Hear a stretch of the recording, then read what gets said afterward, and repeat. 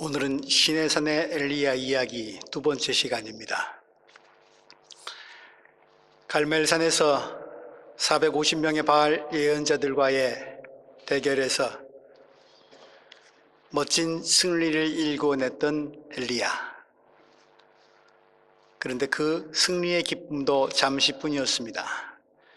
죽여버리겠다고 위협하는 이세벨의 살기등등함에 쫓기다시피 도망간 엘리야. 몸도 마음도 영적으로 다 탈진해버려가지고 하나님께 간청합니다. 이렇게 사느니 차라리 죽는 게 낫겠다고. 그런 그를 하나님은 쉬게 하시고 천사를 통해 먹을 것을 공급해 주시고 새로운 기운을 북돋아 주십니다. 그리고 네가 가야 할 길이 있다고, 갈 곳이 있다고 격려하시면서 그를 일으켜 세우십니다. 40일 걸려 그는 하나님의 산이라고도 일컫는 모세가 하나님을 만나고 계명을 받고 이스라엘 사람들에게는 참 역사적으로나 저들의 신앙적으로나 그 의미가 깊은 호렙산에, 시내산에 도착합니다. 40일, 보름 정도면 충분히 걸어갈 수 있는 길인데 40일 동안 엘리야가 걸었습니다. 천사가 주는 하늘 양식을 받아먹고 기운을 차린 엘리야로 하여금 하나님을 만날 수 있는 충분한 준비를 갖출 수 있도록 배려해 주신 것 같습니다. 그리고 이제 40일이 지난 후 오늘 두 번째 이야기의 시작입니다. 9절 말씀, 그때 주님께서 그에게 말씀하셨다. 엘리야야, 너는 여기에서 무엇을 하고 있느냐? 너 지금 여기서 무엇 하느냐?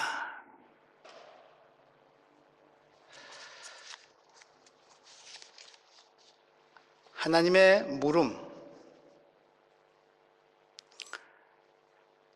그를 충분히 준비시키시면서 만나시려고 하나님이 계획하셨던 것 같은데 그곳에 오니까 너 지금 여기서 뭐하니? 하나님의 물음이 조금 엉뚱한 것 같습니다.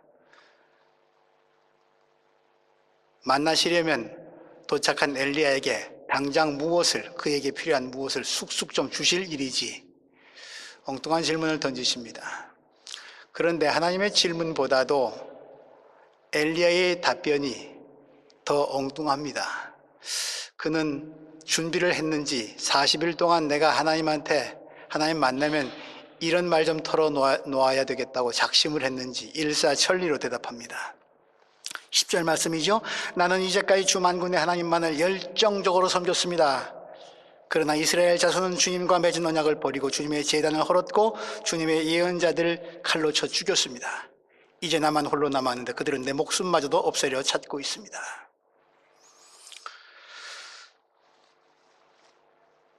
뭘 하느냐고 물었는데 대답은 동문서답입니다. 나는 하나님만을 열정적으로 섬겨왔습니다. 그거 아시지 않습니까? 자기를 내세웁니다. 하나님만을 섬기는 일, 예언자로서 마땅히 해야 할 일이긴 하죠. 그거 더 드러낼 것도 없을 것 같습니다. 하긴 이해는 갑니다. 사이비 예언자들이 특세하던 바알을 섬기면서 백성들을 속이고 기만하던 당시 오직 하나님께만 대한 충성, 하나님만을 위한 열심, 마치 마틴 루터처럼 말입니다. 그런 충성과 열심 인정해 주어야 할 것 같습니다.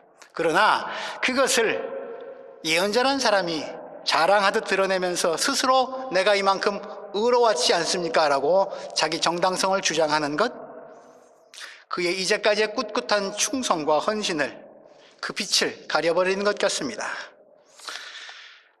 로뎀나무 아래서 충분한 휴식을 취하고 누구도 먹어보지 못한 천사가 갖다 준 음식을 먹은 그였지만 아직도 그의 심기는 불편하기만 한 것 같습니다.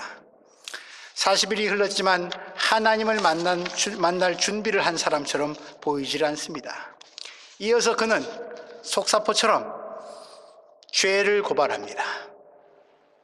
하나님께 말이죠. 이스라엘 자손은 주님과 맺은 언약을 버렸습니다.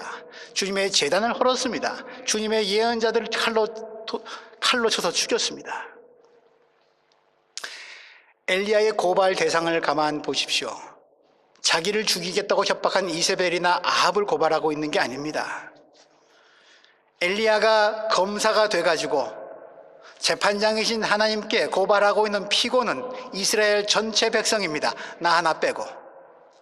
엘리야 나 빼고 나머지 다 죄인입니다. 고발당에 마땅한 죄가 아주 많은 그런 나쁜 사람들입니다.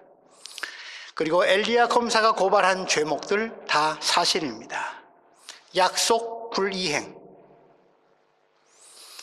신성 모독, 집단 학살, 살인 청부, 이거 다 사실입니다. 이 정도 죄목되면 능지처참 당해야 할 것 같습니다. 검사답게 정확하게 죄목을 짚어냈습니다. 이런 것 엘리야가 경험했기 때문에 예언자로서의 사역을 하기가 참 쉽지 않았습니다. 정말 고단했습니다. 혼자 싸우다시피 했으니까요. 그런데 정말 이것만이 엘리야가 하나님을 열정적으로 섬기면서 경험했던 전부입니까? 정말 중요한 것, 우리도 알고 있는 것, 뭐 좀 빼먹지 않았습니까? 여러분들은 잘 알고 있습니다.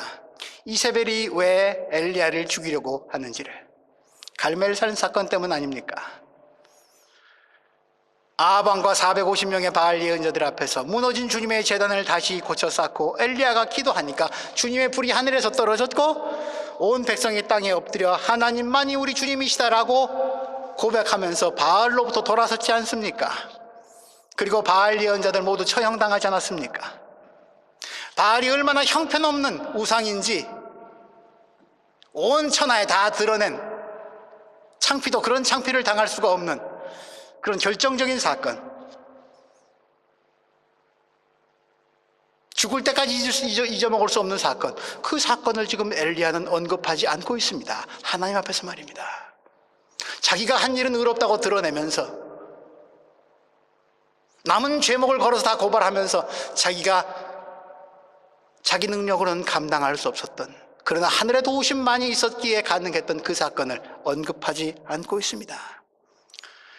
그 큰 일을 할 수 있도록 하나님이 도와주셨는데 왜 기억하지 못하고 있을까요? 하나님과의 단둘의 만남, 이 소중한 일생에 두 번 다시 없을 것만 같은 이 순간의 말입니다. 물론 우리는 압니다. 엘리야에게 있어서 바알 숭배자들과의 싸움, 고독한 싸움이었습니다. 그런데 엘리야는 당시 아합 왕의 궁궐 살림을 맡고 있던 오바댜라고 하는 관료로부터 정보를 하나 들은 게 있습니다. 오바댜, 그는 아합 왕궁에 머물고 있긴 했지만 하나님만을 굉장히 열정적으로 섬기고 있었던 그런 신앙인이었습니다. 그가 이세벨이 예언자들을 집단 학살할 때 엘리야에게 전해준 1급 정보가 있습니다. 열왕기상 18장 3절에 있습니다. 하나님을 섬기는 예언자들 100명을 50명씩 따로 분산해서 동굴 속 깊숙이 숨겼습니다. 죽음을 면하게 해준 거죠. 그리고 그들에게 먹을 것, 마실 것을 공급해 줬습니다. 오바댜가 말입니다. 아직 100명이 남아 있습니다. 이세벨은 모릅니다. 오바댜가 한 일이기 때문에, 몰래 한 일이기 때문에. 그러나 그 고급 정보를 엘리야는 알고 있습니다. 그러니 엘리야의 싸움이 외롭긴 했지만 그러나 그 혼자는 아니었습니다. 물론 눈에 보이지 않는 하나님 계시지만 눈에 보이는 내 동료도 어딘가에 숨어서 나를 지원해주고 응원해주고 있었고 하나님께 기도하고 있는 그런 영적 동지가 100명이나 아직 있습니다. 근데 그는 왜 지금 그 동료들 얘기도 하지 않냐고 무시하고 있을까요? 엘리야가 생명의 위협을 당했던 것도 사실입니다. 아합은 온 나라에 군대를 풀어서 엘리야를 잡아 죽이겠다고 으름장을 놓고 있었습니다. 한 사람 잡기 위해서, 사울이 다윗을 잡기 위해서 군대를 풀었듯이 아합도 엘리야를 잡기 위해 온 나라에 군대를 풀어버렸습니다. 열왕기상 18장에 이야기가 담겨 있습니다. 그러나 그 살기등등한 아합의 눈을 피해 하나님은 그릿 시냇가에 엘리야를 머물게 하고 까마귀를 통해 음식을 공급해 주셨고, 또 사르밧 과부를 통해서 기적적인 방법으로 그의 생명을 보존해 주셨습니다. 왜 그 기적을 새까맣게 잊어버렸습니까? 왜 그런 얘기는 하지 않고 있습니까? 무엇가 엘리야를 이토록 무기력하게 만들었습니까? 기억 상실증에 걸린 참 나약한 예언자. 며칠 전만 해도 이러지 않았는데, 10절 말씀이 엘리야가 이렇게 된 이유를 알려주고 있는 것 같습니다. 이제 나만 홀로 남았는데 그들은 내 목숨마저도 없애려고 찾고 있습니다. 혼자라는 외로움, 죽음에 대한 두려움, 이런 것들이 잊을 수 없는 것들을 잊게 만들었습니다.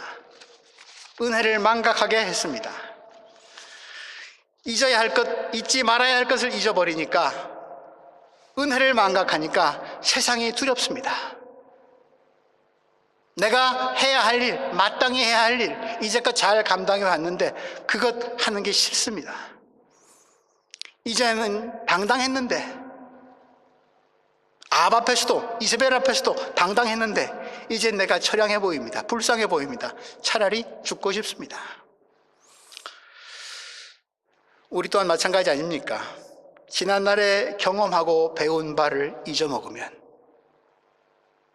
삶을 통해서 비싸게 체험한 그 값어치 있는 그 무엇을 잊어버리면, 지금 내게 닥치고 있는 일, 일어나고 있는 일들 가운데서 내가 봐야 될 것, 판단해야 될 것들 제대로 보지 못하고 엉뚱한 판단하게 됩니다.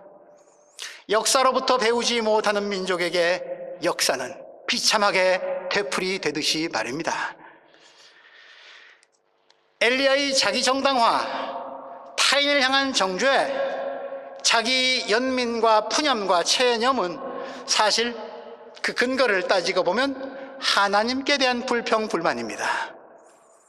하나님, 나 좀 냅두지, 왜 나를 예언자로 불러가지고 이 지경까지 되게 만들었냐? 라고 하면서 하나님을 향해 항변하고 있는 것입니다. 그런데 우리 하나님은 엘리야의 불평에 답변하시거나 논쟁하려 하지 않으십니다. 그의 불평에, 그의 고발에, 그의 자기 정당화에 하나님은 또 엉뚱한 답변을 주십니다. 내가 너를 만나주겠다고, 나를 드러내겠다고. 11절 말씀, 이제 곧 나 주가 지나갈 것이 너는 나가서 산 위에 주 앞에 서 있어라.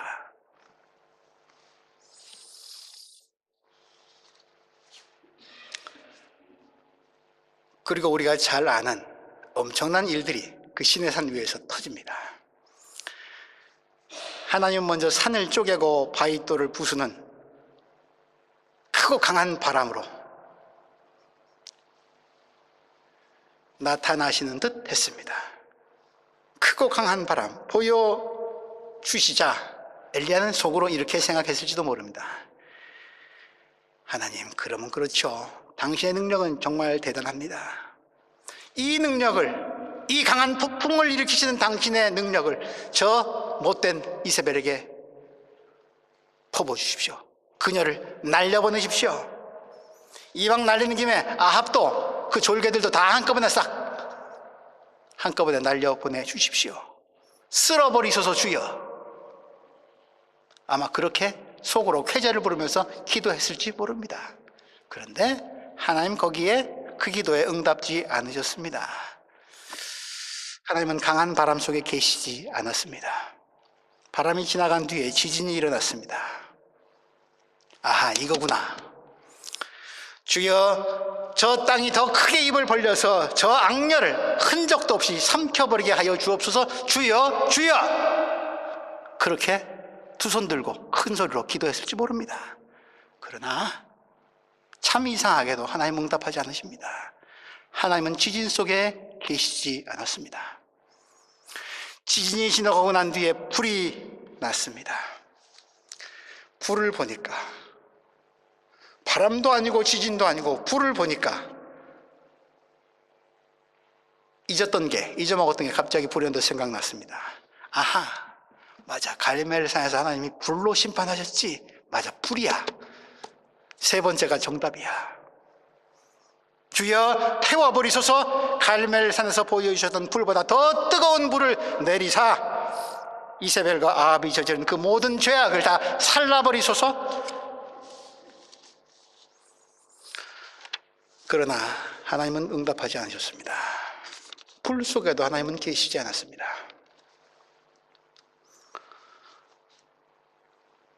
여러분, 하나님 하면 어떤 이미지가 떠오르십니까? 제가 하나님이라는 단어를 말하는 순간 여러분들 머릿속엔 어떤 형상이 그려지십니까?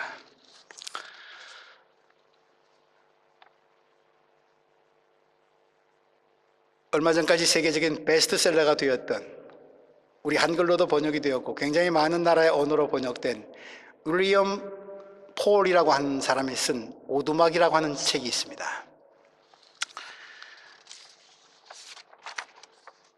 불의의 사고로 막내딸을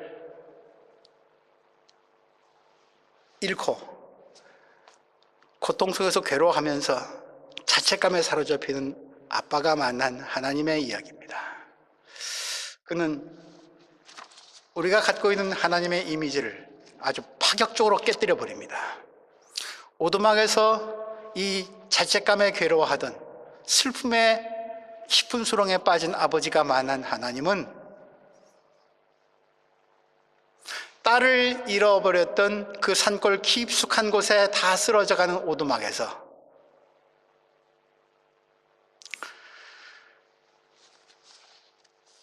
음식을 만드는, 주방에서 음식을 만드는, 가족의 음식을 만드는 몸매가 아주 풍성한 흑인 여성입니다.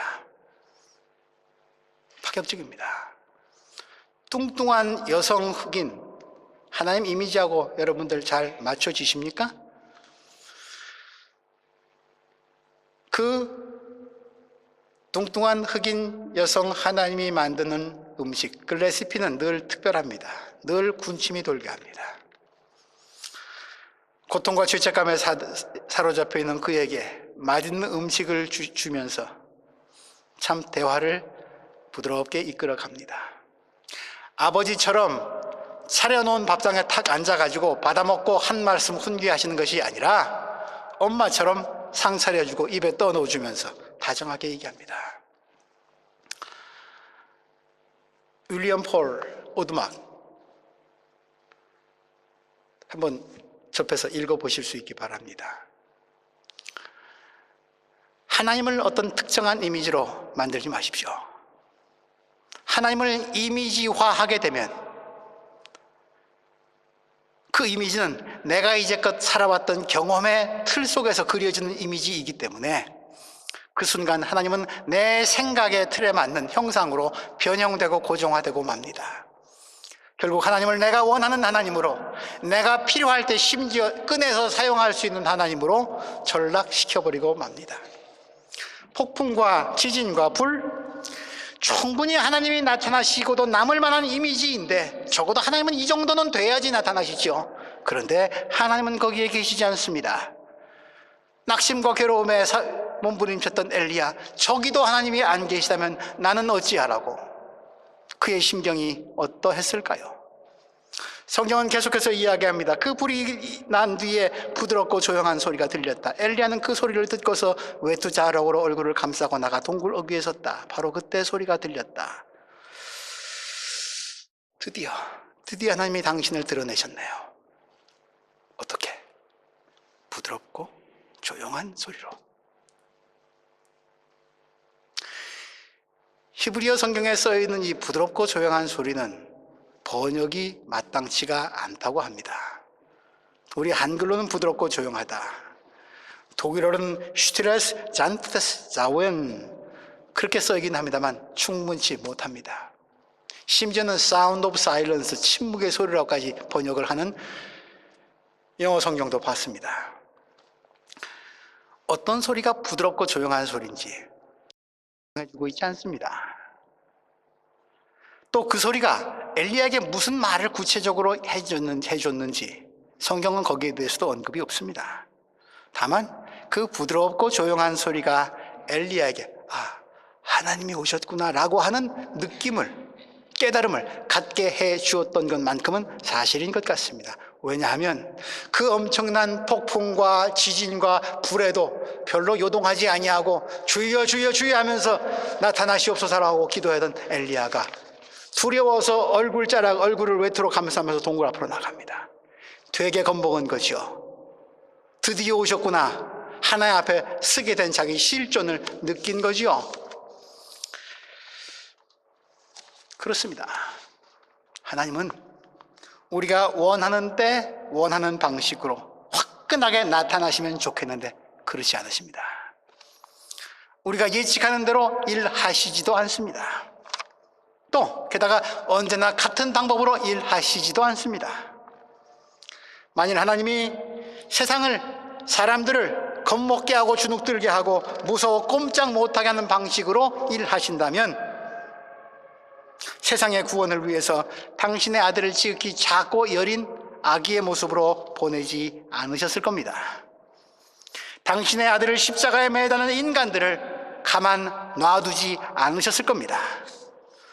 세상의 구원을 위해서 인간들이 제대로 알아듣지도 보지도 못하는 방식으로 일하시지 않으실 겁니다. 그저 하늘에 커다란 스피커 하나 달아놓고 네 이놈들 하면 그것 이상 효과적인 방법이 어디 있겠습니까? 다들 놀라서 정신 차리고 회개하고 착하게 살려고 노력하지 않겠습니까? 하나님 입장으로는 그렇게 구원을 이루시는 게 더 편하지 않겠습니까? 그런데 그렇게 안 하십니다. 예수님도 말씀하시지 않습니까? 너희 곁에 있는 지극히 보잘것없는 사람 하나에게 한 것이 곧 나한테 한 거다. 예수님하고 내 곁에 있는 저 무지랭이 비참한 인간하고 어떻게 비교가 됩니까? 그런데 예수님은 그렇게 파격적으로 자기를 낮추고 동격대고 하십니다. 엘리야, 그는 하나님이 신비로운 방식으로만, 갈멜산의 방식으로만 나타나지 않으신다는 것을 깨달아야만 했습니다. 크고 빠르고 강한 것 좋아하고 떠받드는 오늘, 이세벨 시대와 별로 다를 바 없는, 이름만 바뀌었지 여전히 바알이 판을 치고 그것을 숭배하는 오늘, 심지어 교회나 교회 지도자들조차 크기와 높음을 내세우고 타이탄과 만몬에 물들어버린 오늘, 그런 거대한 것들 속에서, 유명한 것들 속에서, 이름 높은 것들 속에서 하나님 만나기 기대하다가 지극히 작고 세미한 부드러운 조용한 소리로 다가오시는 하나님 놓치는 일 없으시길 바랍니다.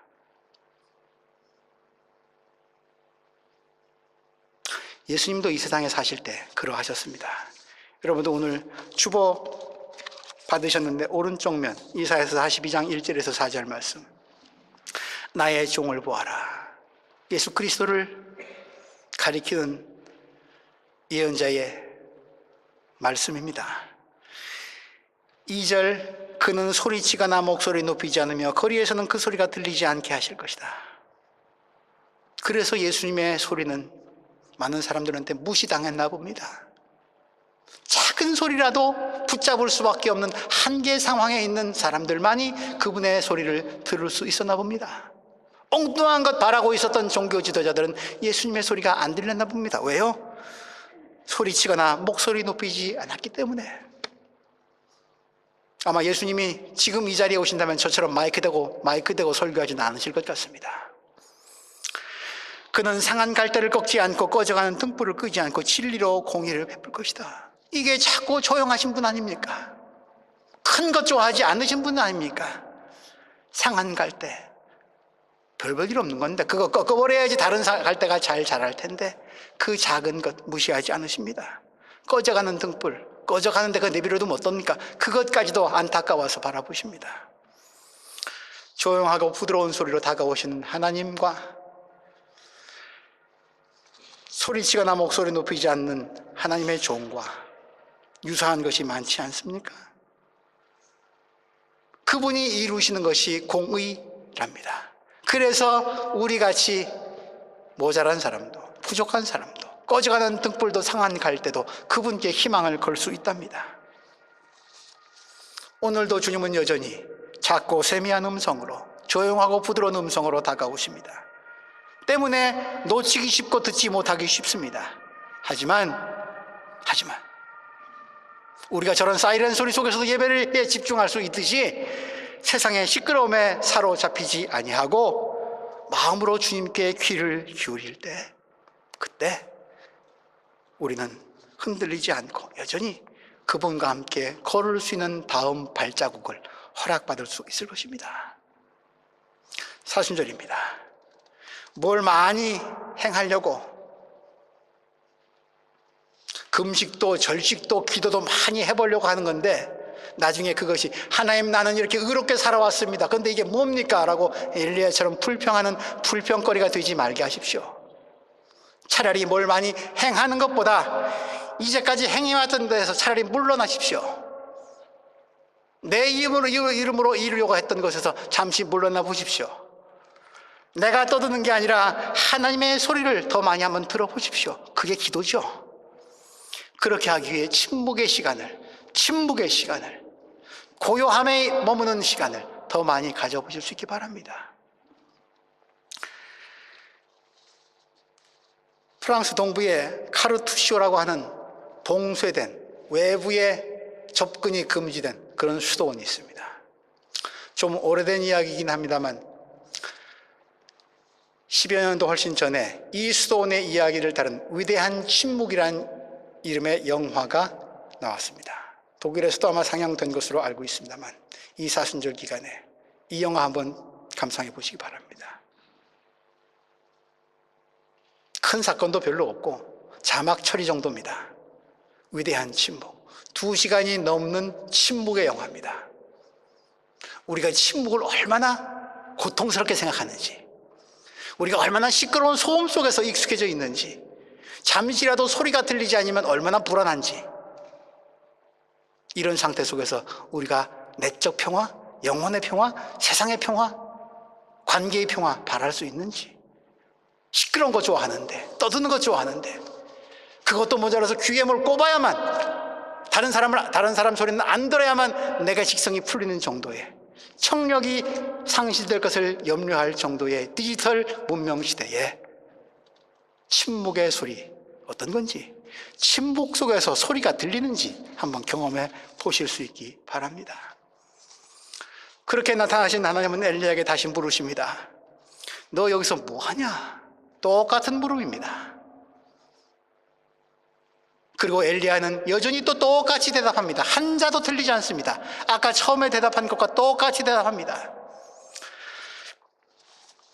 부드럽고 조용한 소리로 다가오셨지만 여전히 엘리야는 자기가 해야 할 바 아직 못 깨달은 것 같습니다. 어둠 속에 갇혀 있는 것 같습니다.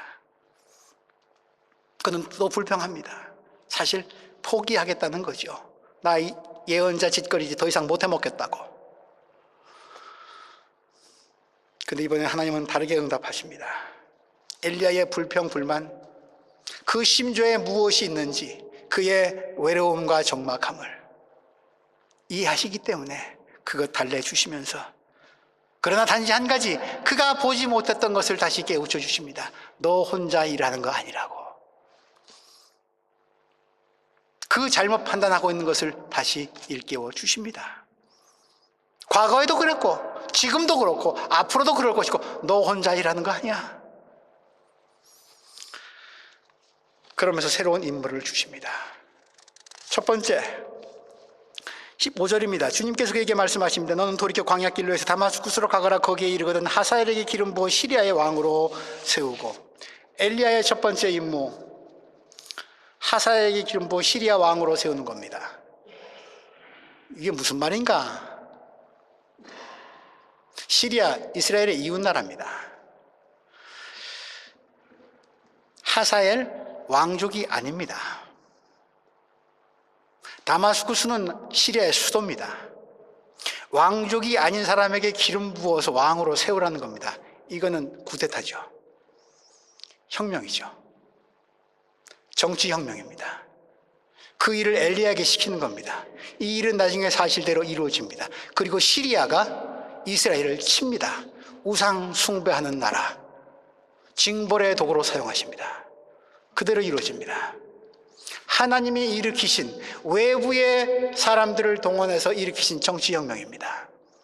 하나님을 저버리니까 이스라엘은 운명 맞이합니다. 두 번째, 니므시 아들 예후에게 기름 부어 이스라엘 왕으로 세우는 일. 예후도 왕족이 아닙니다. 아까 시리아의 이야기가 다른 나라의 정치혁명이었다면 이거는 이스라엘 내부에서 일어나는 상상도 못할 정치혁명입니다. 군사혁명이죠. 아니, 국가 반역죄입니다. 이스라엘과 시리아의 왕들이 각 나라가 반역이라고 생각할 수밖에 없는 일들을 행하도록 그런 위험한 일을 엘리야에게 맡깁니다. 하나는 이스라엘을 징벌하기 위한 이세벨과 아합, 하나님 아닌 하나님이 계셔야 할 자리에 엉뚱한 우상을 세워서 백성들을 오도한 이 악의 세력에 응징하시는데 외부적인 도구도 쓰시고 내부적인 도구도 쓰십니다.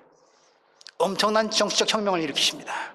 그리고 세 번째 임무, 엘리사에게 기름을 부어서 그 엘리야를 대신하는 예언자가 되게 합니다.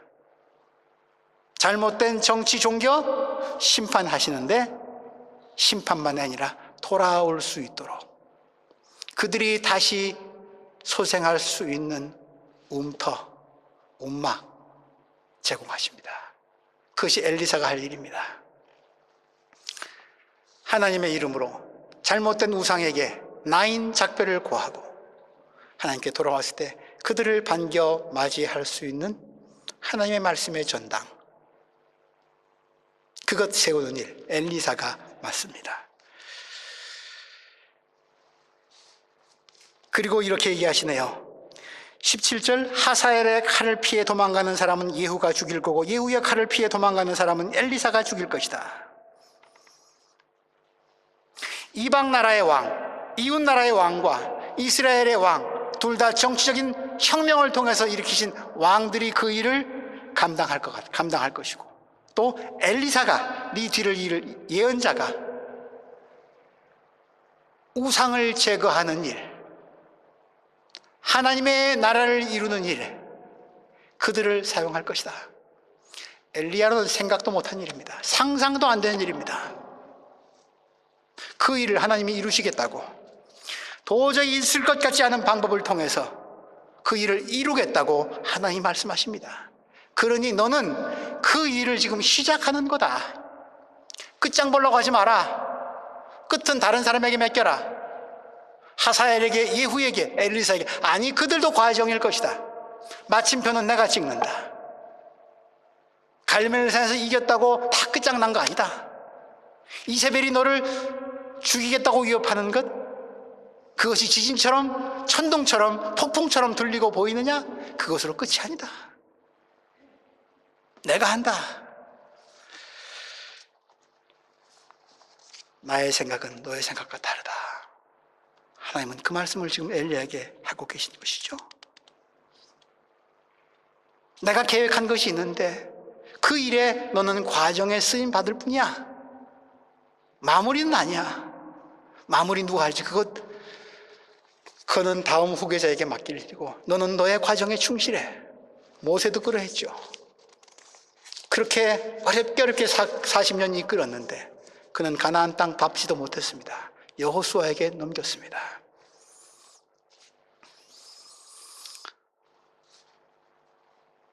그리고 한 가지 정보를 더 제공해 주십니다. 이게 더 결정적인 정보일지 모르죠.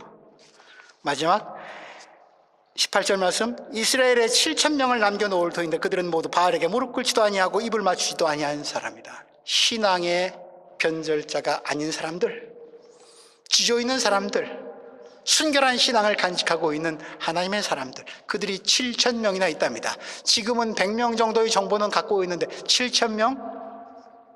70배가 넘는 정보를 또 주십니다. 그러나 사실 당시 이스라엘 인구 100만 명을 따진다면 7,000명 아무것도 아닐 수 있습니다.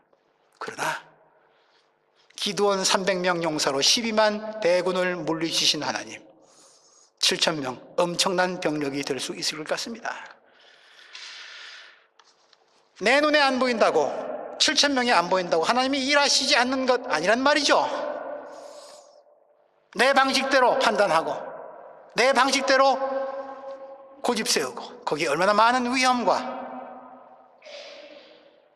얼마나 많은 실망이 도사리고 있는지 하나님은 경고해 주십니다. 아까 우리 조영자 집사님께서 기도하셨습니다만 우리 지난달만 해도 이 40년 된 우리의 예배 초소를 떠나야 될 수밖에 없는 상황에 부딪혀서 난감했습니다. 그런데 하나님은 또 조용하게 일하셨습니다. 우리는 난리법석을 폈는데 조용하게 일하셨습니다. 그리고 또 상황을 바꾸어 주셨습니다. 우리들에게 굿 뉴스가, 좋은 소식이 난민들에게 나쁜 소식이 되지 않기를 바랍니다. 하나님의 뜻을 묻는 우리가 되기를 바랄 뿐입니다. 자리 차지했다고 궁둥이 뒤를 밀었다고 우리가 하나님의 백성 되는 건 아닌 것 같습니다. 저들을 위한, 또들이 나그네들을 위한 하나님의 계획이 무엇인지 다시 자리를 안정되게 찾아주신 하나님께 묻고 구해야 되는 것이 우리, 다시 편안해진 우리가 해야 할 바일 것입니다.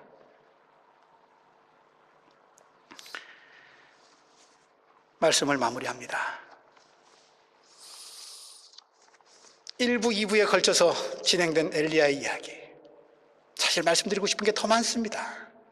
그러나 엘리야의 문제는 그것 하나였던 것 같습니다. 이세벨이 하나님보다 더 크게 보였던 겁니다.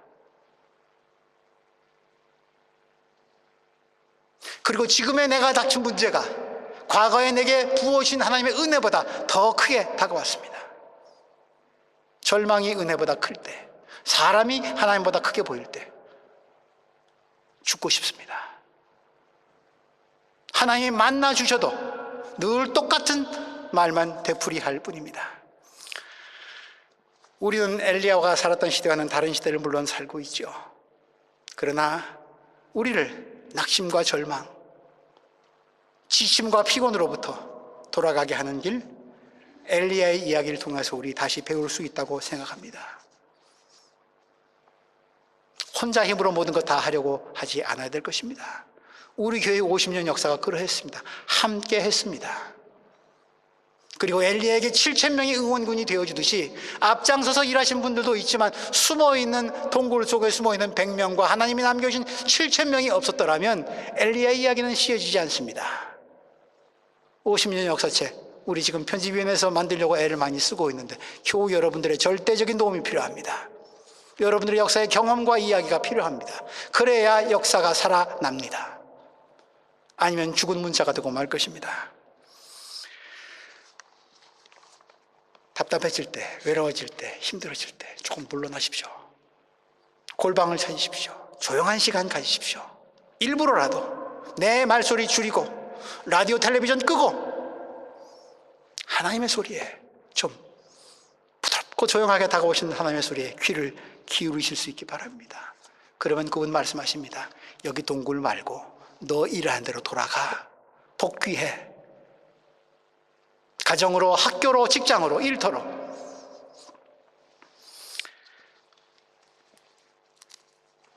산 위에서 변화하셨던 예수님이 다시 산 아래로 내려가자고 하신 것처럼 우리가 진짜 회복해야 할 곳은 시내산도 아니고 동굴 속도 아니고 이세벨이 아합이 득실되고 있는 전쟁터입니다. 삶의 현장입니다. 거기서 부름받은 7,000명들과 함께 싸워 나가야 할 것입니다. 하나님이 하나님의 혁명을 먼저 앞장서서 계획하시고 이루어 가십니다. 우리 눈에 보이는 것이 비록 어둡을지라도, 이건 못해 먹겠다라고 생각해 되어질지라도 그때 우리에게 다가오시는 하나님의 조용하고 부드러운 음성 다시 새겨 들으시면서 50년 이후의 역사, 아니 세상 마지막 날까지 하나님의 교회가 일으키는 혁명의 역사를 써나가실 하나님과 함께 일하시는, 다시 일어서시는 엘리야를 닮은 사람들 되시기를 주님의 이름으로 기원합니다. 하나님, 바알에게 무릎 꿇지 아니하고 입맞추지도 아니한 그런 순전한 하나님의 사람들이 지금도 이 폭력의 세상 한가운데 살아 있음을 우리 믿으며 주님께 우리의 불성실을, 우리의 나약함을, 우리의 게으름을, 우리 혼자 의롭다고 여겼던 뻐김을 고백하고 용서를 구합니다. 하나님의 나라가 이루기까지 우리 하나님 자주 만날 수 있도록 주님 그 방법도 알려주시고 신의 산에도 데려다 주시고 우리 곁에 동료도 볼 수 있는 눈도 열어주시고 더불어 함께 사는 세상 주님과 함께 이루어가게 하여 주옵소서. 예수님 이름으로 기도합니다.